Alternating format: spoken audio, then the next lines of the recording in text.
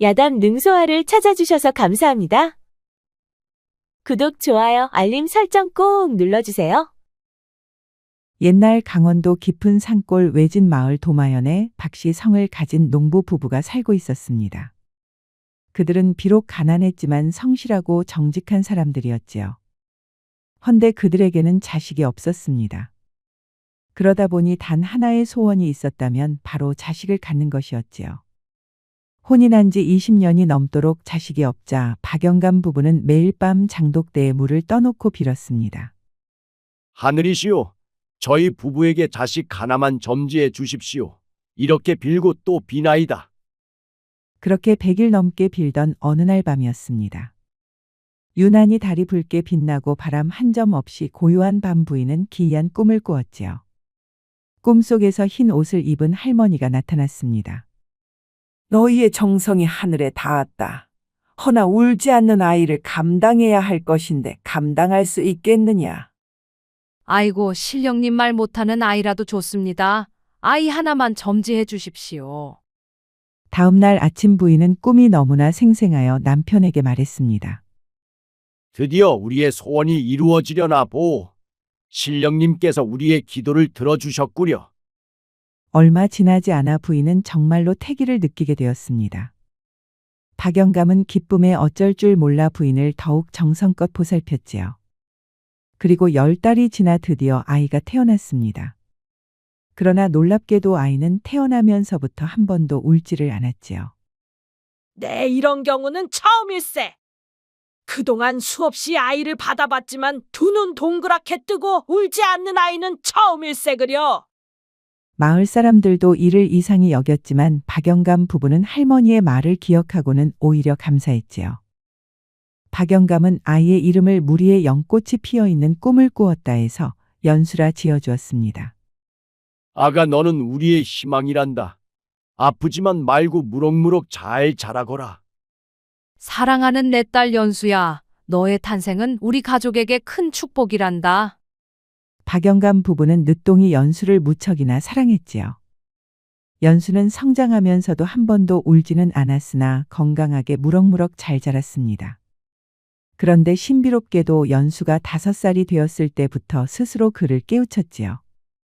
누가 가르쳐 주지도 않았는데 스스로 글을 읽고 쓸 줄 알았습니다. 그런데 그뿐만 아니라 사물과 자연의 이치 또한 그 누구보다 빨리 이해를 했지요. 그리고 어느덧 시간이 흘러 연수가 16세가 되던 해였습니다. 갑자기 어느 날 마을에 큰 재앙이 닥쳐왔지요. 몇 달 동안 비가 내리지 않아 논밭은 메말라갔고 사람들은 굶주림에 시달렸습니다. 마을 사람들은 뒷산 사당에 모여 기우제도 지내고 제물을 바쳐 제사도 지냈지요. 그런데도 하늘에서는 비가 올 기미가 전혀 보이질 않았습니다. 이러다 우리 마을 사람들 죄다 굶어 죽겠구만. 이를 어쩌면 좋아. 기우제도 제사도 아무 소용이 없으니 무슨 수로 비를 오게 한단 말인가? 마을 사람들은 절망에 빠져 슬퍼하며 탄식을 하고 있었습니다. 논밭이 메말라가니 이 일을 어찌하면 좋단 말인가? 그런데 그때 연수가 박영감에게 말했습니다. 아버지, 산 아래 마르지 않는 샘물이 있어요. 그곳을 파면 부족하지만 곡식을 잃지 않을 수는 있어요. 아니, 그게 정말이냐? 연수는 아버지를 데리고 산으로 향했습니다. 이곳이에요. 이곳을 파면 물이 나올 것이에요. 아버지 박영감은 연수의 말을 믿어 의심치 않았습니다. 그리하여 마을 사람들을 데려와 땅을 파기 시작했지요. 그러자 잠시 후 샘물이 흘러나왔습니다. 아이고, 이제 살았네 살았어. 아, 그러게 말이오. 연수가 아니었다면 이곳에서 물이 나올 줄 어찌 알았겠소. 마을 사람들은 샘물을 끌어내려 논밭을 적실 수 있었습니다.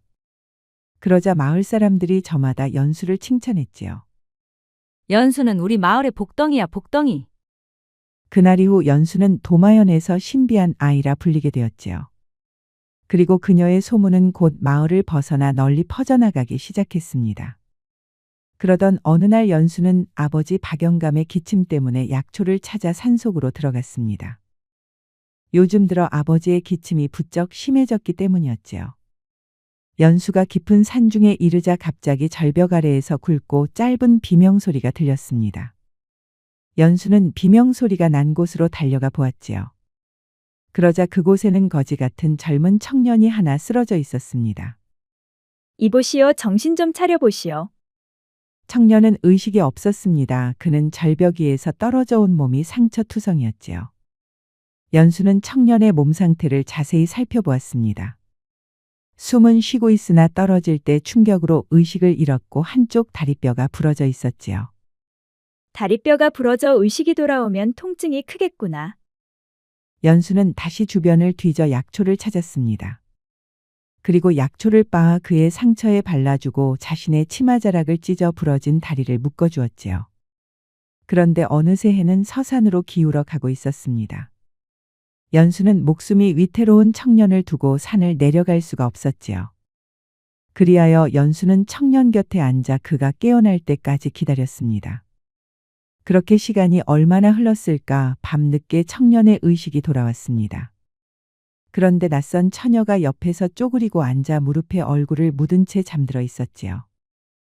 자신의 부러진 다리는 천으로 묶여 있고 온몸에 난 상처에는 약초가 발려 있었습니다.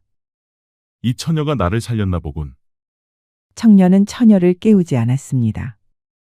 그녀가 곤히 잠들어 있었기 때문이었지요. 그런데 저 멀리서 횃불을 들고 누군가를 찾는 소리가 들려왔습니다. 청년은 자신을 쫓는 사람인 줄 알고 일어나 달아나려 했지요. 헌데 다리는 부러져 있고 몸은 꼼짝달싹할 수가 없었습니다. 그런데 누군가를 부르는 목소리는 점점 더 가까워지고 있었지요. 그 바람의 잠결에 그 소리를 듣고 처녀가 눈을 떴습니다. 의식이 돌아오셨소. 이보시오, 처자 나 좀 도와주시오. 나는 쫓기는 몸이요. 나를 쫓는 사람들이 점점 가까워지고 있는 것 같소. 저 소리는 내 아버지 소리요. 내가 들어오지 않으니 날 찾는 소리요. 그 말에 청년이 안심한 듯 긴장을 풀었습니다. 잠시만 기다리시오. 연수는 아버지에게 달려가 아버지를 모시고 왔습니다. 아버지, 이 사람이 절벽에서 떨어져 다리가 부러졌어요. 아이고 저런. 어쩌다 절벽에서 떨어진 것이오. 짐승에게 쫓기다 발을 헛디뎌 그만. 쯧쯧 안 됐구려. 우선 내 등에 업히시구려. 박영감은 청년을 등에 업고 집으로 데려왔습니다. 그리고 그를 방 안에 눕혀주었지요. 저를 도와주신 은혜 참으로 감사합니다.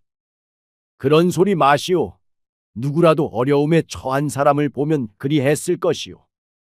그러니 맘 편히 있으면서 치료나 잘하시오. 연수야, 내가 이 청년 좀 잘 보살펴 주거라. 네, 알겠어요, 아버지. 참으로 고맙습니다. 헌데 한 가지 부탁이 있습니다. 저는 쫓기는 몸으로 제가 이곳에 있다는 소문이 나면 절대 안 됩니다. 알겠소. 우리 가족에는 아는 이가 없도록 조심하겠소. 박영감은 무슨 일 때문에 쫓기는지 묻지는 않았습니다. 인상이 나쁜 짓을 할 사람으로는 보이지 않았지요. 그에게 무슨 사정이 있겠거니 그렇게 단순히 생각했습니다. 그리고 연수는 청년에게 매일매일 약초를 갈아주며 상처를 치료해 주었습니다. 어디서 의술을 배운 것이요? 책에서 보았습니다. 오, 그렇구려. 책만 보고 치료를 하다니 대단하오. 낭자께서 발라주는 약초 덕분에 통증도 크지 않고 상처들이 잘 아무는 것 같소. 그렇다니 다행입니다. 연수는 정성껏 청년을 치료했고 청년은 그런 연수를 보며 가슴이 따뜻해지는 것을 느꼈습니다. 그녀의 표정은 무뚝뚝했지만 속은 따뜻하고 아량이 넓은 것을 알 수가 있었지요. 연수가 갈고 난 약초를 가지고 나갔을 때 방문 사이로 연수의 방이 살짝 보였습니다. 그런데 얼핏 본 연수 방에는 책들이 산더미처럼 쌓여 있었지요. 연수가 다시 돌아오자 청년이 물어보았습니다. 열린 문틈 사이로 보게 되었는데 책들이 참 많은 것 같구려. 제가 책 읽기를 좋아하다 보니 아버지께서 사주신 책들입니다. 오, 그렇구려. 그래, 무슨 책을 좋아하시오? 처음에는 문학을 좋아했는데 언제부턴가 천문과 도학, 정치학 등 두루두루 보고 있습니다. 아니, 그렇단 말이요. 한 가지 학문만 해도 쉽지 않을 터인데 그 많은 학문을 다 보다니 보통이 아닌 것 같소. 그것도 여인의 몸으로 말이요. 그런데 이 깊은 산중에서 책을 어떻게 구하는 것이요? 그것은 제가 아버지께 적어드리면 아버지께서 달마다 장에 나가 사다 주시지요. 아버님의 사랑이 차고 넘치는구려. 그대는 부모님들의 사랑을 듬뿍 받고 자란 것 같소. 그런 당신이 참으로 부럽소. 아니 그런데 얼마 전부터 마을에서는 한바탕 난리가 나고 있었습니다. 마을 사람들이 우물가에 모여 새로운 현감에 대해 성토를 하고 있었지요.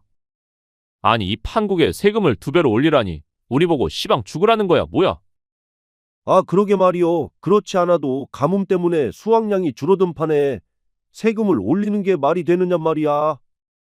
아, 연수가 아니었으면 우리 마을 사람들 다 굶어 죽었을 것이구먼. 연수 때문에 받으시 살았는데 새로운 현감이 우리를 죽이려 드는구만. 마을 사람들은 추수가 끝나고 세금을 2배로 내면 겨울날 식량이 남질 않았습니다. 그러다 보니 보통 심각한 일이 아니었지요. 집으로 돌아온 박영감은 한숨을 쉬며 말했습니다. 정말 큰일이구나. 새로운 현감이 세금을 2배로 올린다더구나. 저도 마을 사람들이 걱정하는 것을 들었어요, 아버지. 우선 이 문제를 해결하려면 증세 정책이 현감 단독의 정책인지 나라의 정책인지 먼저 알아야 합니다. 아니 그것을 어찌 알아볼 수 있단 말이냐? 세금을 정하고 관장하는 곳은 호조인이 한양에 가서 문의하면 알 수 있을 것입니다. 그래 그렇다면 나라에서 정한 것과 현감이 정한 것이 어떤 차이가 있느냐? 나라에서 정한 것이라면 그만큼의 세금을 내야 합니다. 물론 이럴 경우 다른 방도를 찾아봐야겠지요. 하지만 현감이 정한 것이라면 그에 대한 정당성을 따져봐야 합니다. 보통 이런 경우는 증세된 만큼 관리들의 배만 불려주게 되니까요. 그래 알았다. 내일 날이 밝는 대로 내 한양에 다녀오마. 부녀지간의 대화를 옆에서 듣고 있던 청년이 말했습니다. 낭자는 모르는 게 없구려. 국가의 행정까지 꿰뚫고 있는 것으로 보아 그대는 보통 사람은 아닌 것 같소. 과찬이시옵니다. 그저 미천한 지식에 불과합니다. 내 딸이어서 말하는 것은 아닌데 연수는 보통 아이들과 참으로 많이 달랐소. 5살도 안 되어 스스로 글을 깨우쳤고 아무리 어렵다는 책도 3일을 넘기는 적을 본 적이 없소. 어디 그뿐이요. 마을에 어려운 일이 닥칠 때마다 연수 덕분에 잘 해결되었소. 내 딸이지만 하늘이 준 복덩이라오. 아버지 부끄럽습니다. 아버님 말이 맞는 것 같소. 그대는 보통 사람들과는 많이 다르오. 그대는 분명 하늘이 내린 사람이 틀림없는 것 같소. 청년은 연수를 볼 때마다 신기하다는 생각이 들었습니다. 마을에 어려운 일이 닥쳐도 그녀는 당황하지 않고 침착하게 방법을 찾아나갔지요. 그는 연수의 치료 덕분에 뼈도 잘 붙어가고 있고 상처들도 잘 아물고 있었습니다. 그런데 시간이 갈수록 연수에 대한 감정이 호기심에서 사랑으로 변해가는 것을 알 수가 있었지요. 그리고 열흘 후 한양에 다녀온 아버지가 연수에게 말했습니다. 내 형조에 가서 물어보니 나라에서는 증세를 한 적이 없다 하더구나. 오히려 가뭄 때문에 백성들에게 구휼미를 풀고 있더구나. 제가 예상한 대로였어요. 증세는 백성을 속이기 위한 수단이고 실은 관리들의 뱃속을 채우려는 것이지요. 이제 마을 사람들 모두에게 서명을 받아 현감의 부정함을 곳곳에 알려야 해요. 상소문을 만들고 신문고를 올려 임금에게 알려야 해요. 뿐만 아니라 현감의 부패함과 피해자들의 진술서를 만들어 형조와 포도청에도 보내야 해요. 권력은 더 큰 권력으로 막아내야 합니다. 내 말을 들어보니 그게 맞을 것 같다. 내일 당장 마을 사람들을 회관으로 불러 연판장을 받자꾸나. 다음 날 일찍 박영감은 마을 사람들을 마을회관으로 불러 모았습니다. 그리고 연수가 말한 내용을 설명해 주었지요. 그래 연수가 그리 말했으면 어서들 연판장에 지장들 찍어주더라고. 그려 맞아. 그놈의 현감이 바뀌지 않는 한 우리 마을은 살아남지 못혀. 아, 우리 연수나 되니까 현감을 갈아치울 생각을 하지. 연수가 아니면 이런 생각을 누가 할 수 있느냔 말이오. 이번 일도 연수가 나섰으니 잘 될 것이구만. 마을 사람들은 연수 말이라면 파트로 매주를 쓴다 해도 믿었습니다. 그만큼 연수는 단 한 번도 틀린 적이 없었기 때문이었지요. 마을에 가뭄이 들었을 때도 연수는 토지학을 공부하면서 풍수지리까지 익혀 수맥을 찾은 것이었습니다. 그녀의 모든 능력은 지식에서 나오고 있었지요. 그 일이 있고 한 달 후 한양에서 내려온 형조의 관원들이 현감을 잡아갔습니다. 그는 이 마을에 오기 전 다른 마을에서도 수많은 부패 혐의를 받고 있었지요. 이번에도 연수가 우리 마을을 지켜냈구만. 맞아, 연수 덕분에 우리는 살았어. 우리 마을에 연수가 없었으면 어쩔 뻔했어. 아, 연수가 우리 마을을 몇 번이나 구했느냔 말이여. 연수는 우리 마을의 복덩이야, 복덩이. 마을 사람들은 연수를 입에 침이 마르도록 칭찬을 했습니다. 그럴 때마다 연수의 부모님들은 너무너무 뿌듯했지요. 한편 청년은 옆에서 이를 모두 지켜보고 있었습니다. 연수 처녀가 보통 사람은 아니라고 생각은 했었지만 그녀의 실제 능력을 보고 놀라지 않을 수가 없었지요. 청년은 고심 끝에 연수와 그녀의 부모님들에게 자신의 속마음을 꺼내기로 마음먹었습니다. 연수낭자와 함께라면 지금 자신이 처한 위기도 극복할 수 있을 것 같았지요. 연순왕자 그리고 아버님 어머님, 제가 잠시 드릴 말씀이 있습니다. 그래, 무슨 일이요? 어서 말해 보시오. 청년은 심호흡을 하고 조심스럽게 말문을 열었습니다. 실은 나는 조선의 왕세자 이건이요. 그 말에 모두가 깜짝 놀랐습니다. 아니, 왕세자라니. 알아듣게 자세히 말해 보시오. 지금으로부터 반년 전 궁에서는 역모가 일어났어. 그로 인해 임금이신 아버님은 나를 궁 밖으로 빼돌리고 스스로 적들의 볼모가 되셨습니다. 그 이후로 나는 역당들에게 쫓겨 산속으로 피해 다녔어. 그러다 먹지 못해 의식을 잃고 산안의 절벽으로 떨어졌어. 그때 연순왕자가 나를 발견한 것이요. 청년의 말에 모두가 깜짝 놀랐습니다. 그 순간 박영감은 자리에서 벌떡 일어나 청년 앞에 넙죽 엎드렸지요. 연수도 어머니도 청년 앞에 넙죽 엎드렸습니다. 아이고, 왕세자인 줄도 모르고 무례를 범했습니다. 아니요, 괜찮으니 모두 일어나시오. 머지않아 나를 쫓는 역도들이 이 마을에도 찾아올 것이요. 그러니 나는 곧 이 마을을 떠나야 합니다. 아니, 그런 몸으로 어딜 가신다는 거요? 아직 몸이 나으려면 멀었습지요. 아니요, 더 이상 지체하면 안 돼요. 대신 한 가지 부탁이 있어. 연순왕자가 나와 동행할 수 있도록 허락해 주시오. 연순왕자라면 내가 처한 문제를 해결할 수도 있겠다는 생각이 들어. 그래, 연수야, 내 생각은 어떻느냐?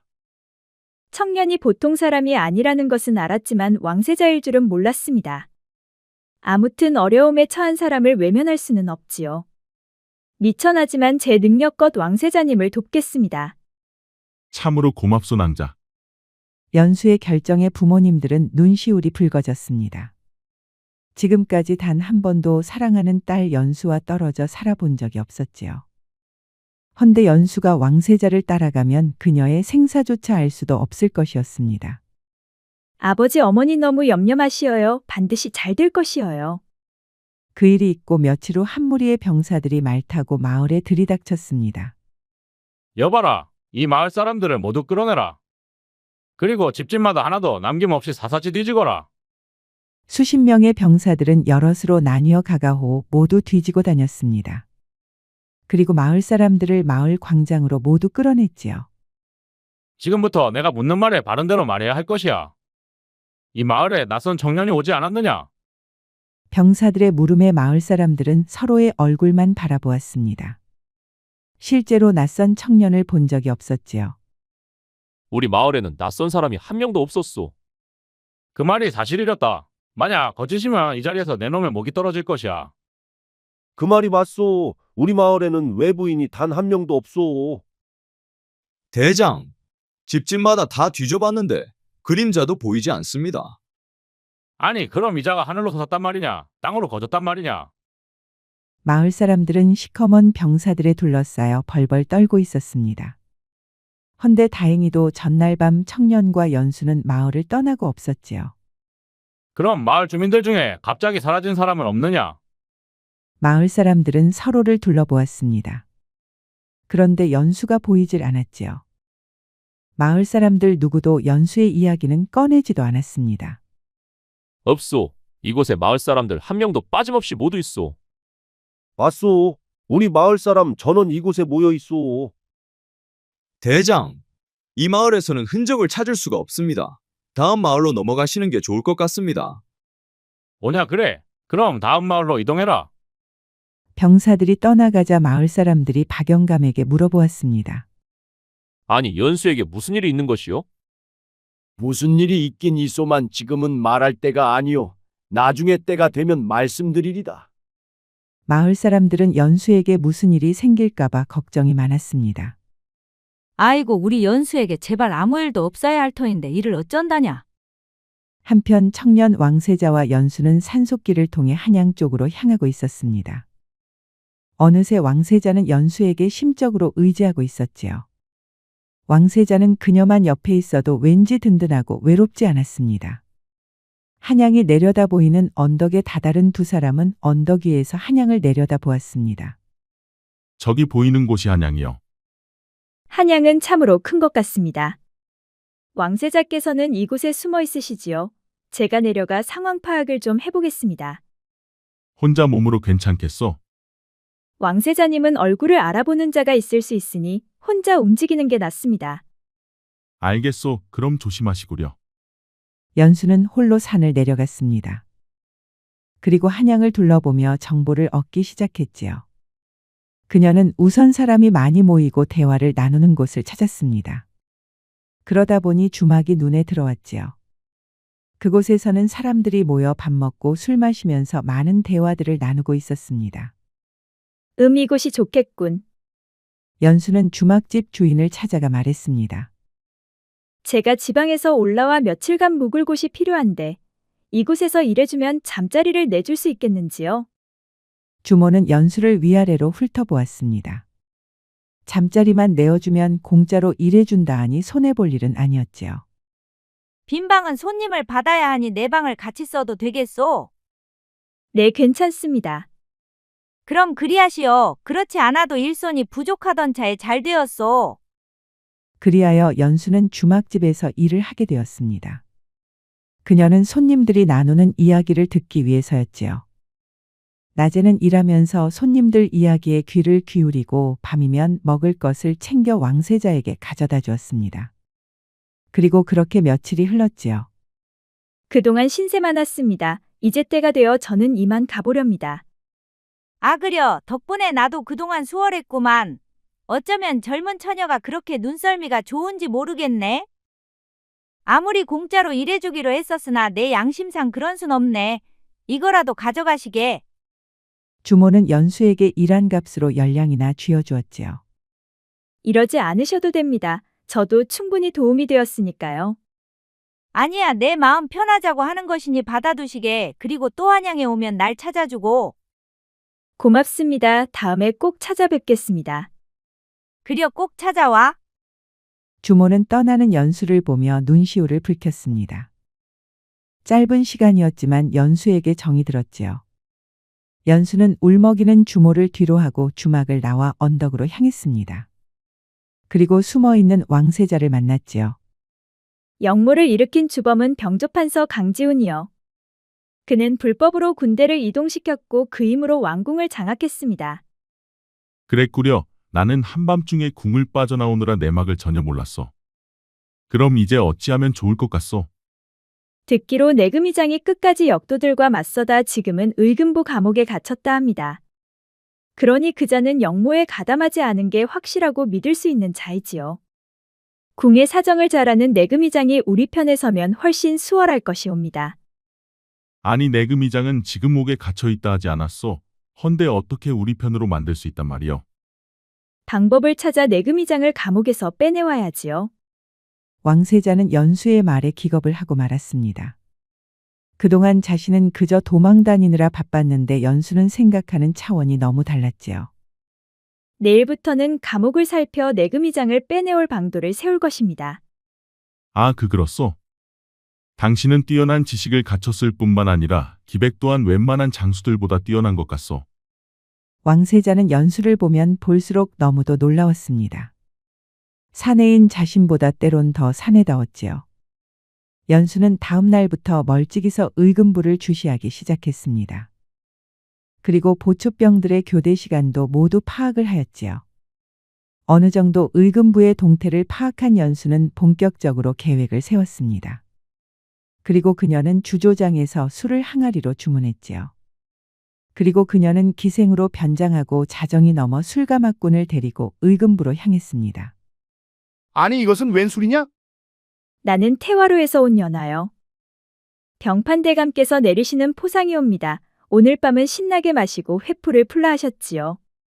기생 연수는 품속에서 미리 준비한 편지를 꺼내 보초병에게 주었습니다. 그러자 그곳에는 노고가 많다며 맘껏 즐기라는 글과 함께 병판대감의 직인이 찍혀 있었지요. 오호, 병판대감께서 우리까지 챙기시다니 참으로 인자하신 분이 아닌가? 여보게들 어서와 한 잔씩들 하세나? 보초서던 보초병들이 의금부 안쪽 한켠에 모여 술을 주거니 받거니를 하였습니다. 고기 안주까지 역시 통이 크시군 하하. 어여 이봐, 자네도 어서와 이리 한잔 하시게. 그래도 지금은 근무 시간이 아닌가? 이 사람, 군권과 궁궐까지 장악한 병조판서께서 내리신 포상인데 뭐가 두려워 그런 것인가? 그러지 말고 어서 이리 오시게. 그날 밤 경계를 써던 병사들은 죄다 술과 안주를 마셨습니다. 연수는 병사들에게 술을 따라주고 있었지요. 그런데 잠시 후 병사들이 하나씩 잠이 들기 시작했습니다. 연수가 술에 잠자는 약을 타놓았기 때문이었지요. 병사들이 잠든 것을 확인한 연수는 열쇠 꾸러미를 들고 감옥으로 향했습니다. 그리고 열쇠를 찾아 옥문을 열었지요. 그러자 감옥 안에는 내금이장이 갇혀 있었습니다. 어서 나오시지요. 당신은 누구요? 시간 없습니다. 자세한 것은 나중에 말씀드리지요. 내금이장은 연수를 따라 밖으로 나왔습니다. 그리고 두 사람은 산속 어둠 속으로 사라져갔지요. 한참 후 두 사람은 숨어있는 왕세자와 만났습니다. 왕세자는 내금이장을 보고 기겁을 했지요. 연수 혼자서 내금이장을 구출해온 것이었습니다. 아니, 세자 전하가 아니옵니까? 무사하셨군요.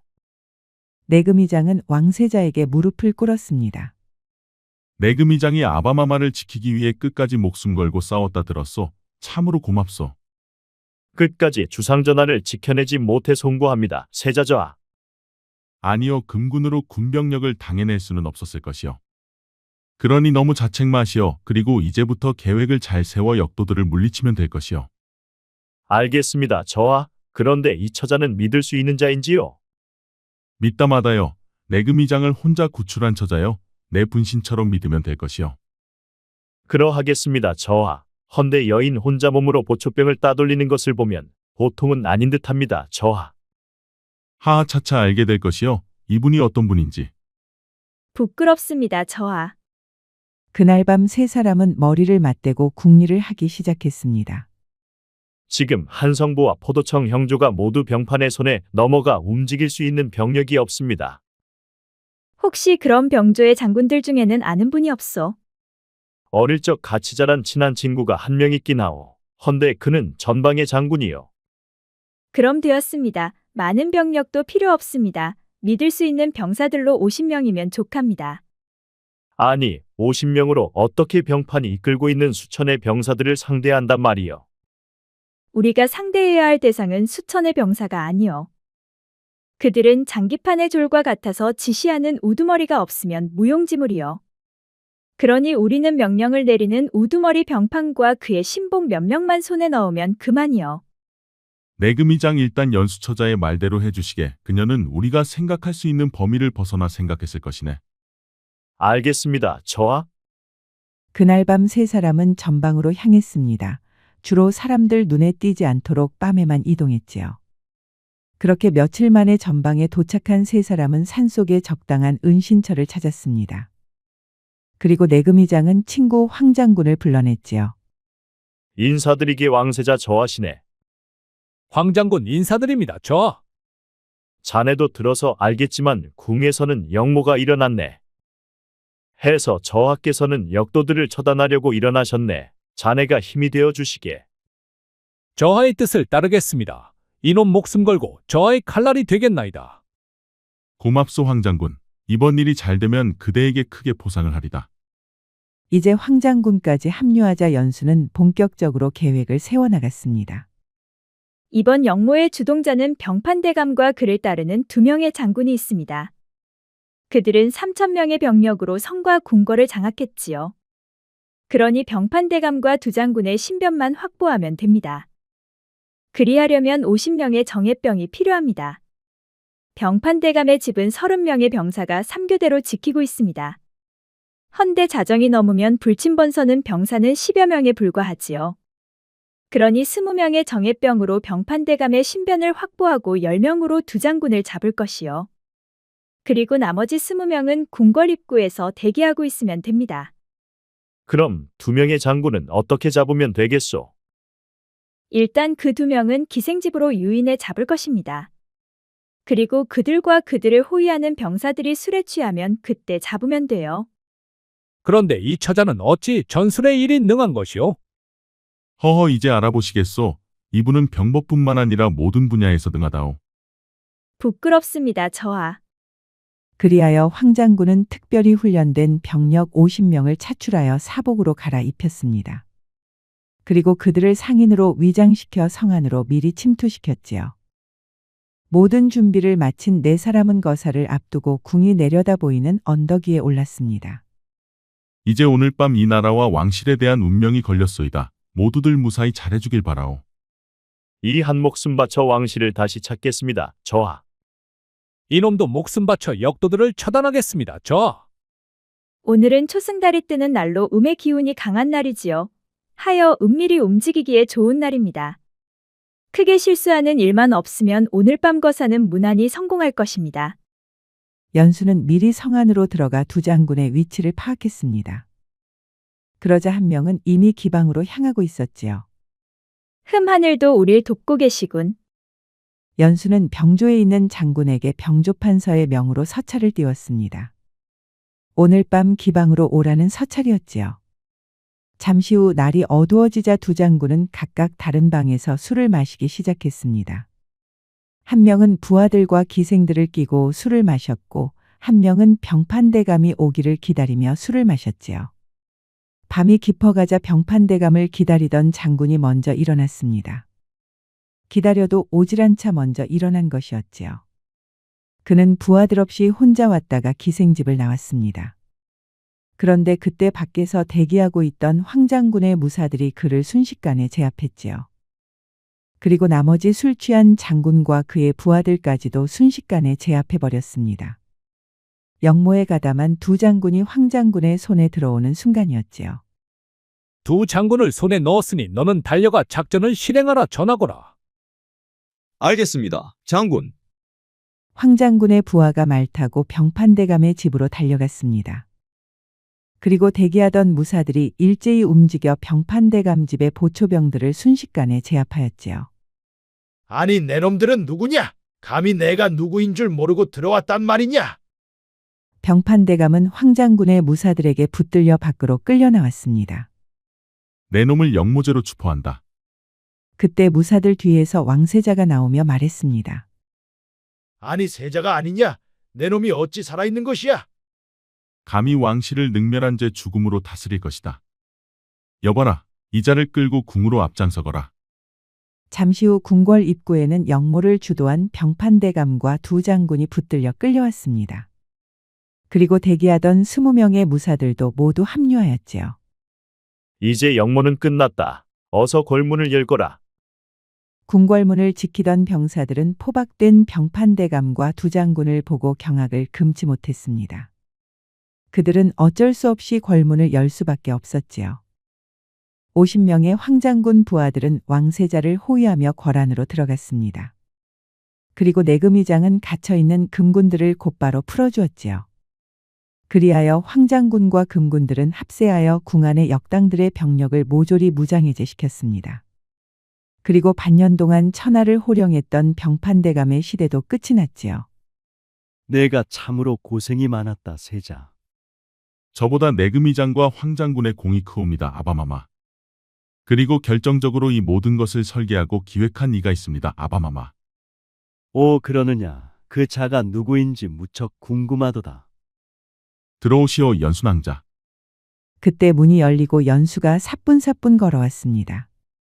주상전하 인사드리옵니다. 저는 농부의 여식 박연수라 합니다.